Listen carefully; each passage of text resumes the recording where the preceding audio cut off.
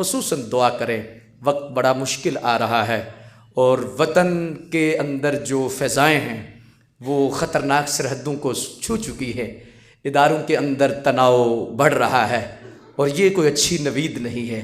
وہ ادارہ فوج کا ادارہ جو ایسا ادارہ ہے جس کا خون اور جس کی قربانیاں ہم بھلا نہیں سکتے، ایسی قربانیاں ہیں، اور نیچا دکھانے کے لیے، انسلٹ کرنے کے لیے، دوسری قوتوں کو خوش کرنے کے لیے، دشمنوں کو خوش کرنے کے لیے ایسے ایسے الفاظ کا چناؤ یقیناً دکھ ہو رہا ہے۔ جو الفاظ انسانیت، کیا اسلام اجازت دیتا ہے؟ لاکھ آپ اختلاف کر سکتے ہیں، بہت اختلاف کر سکتے ہیں، ضرور کریں، لیکن جو الفاظ چناؤ جن الفاظ کا کیا گیا ہے، لٹکانے کا یا دیگر ایسے معاملات کرنے کا، یقیناً یہ دشمن کو خوش کرنے والی بات ہے۔ اللہ اکبر!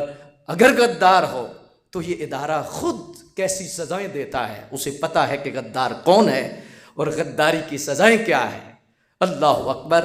اور جو غدار نہیں، دشمن قوتوں کو خوش کرنے کے لیے ایسے کیا جا رہا ہے۔ افواج پاکستان کے ساتھ ہر لمحہ وطن کے تمام ملت کے نوجوان اور تمام قوم پاکستان فوج کے ساتھ ہے۔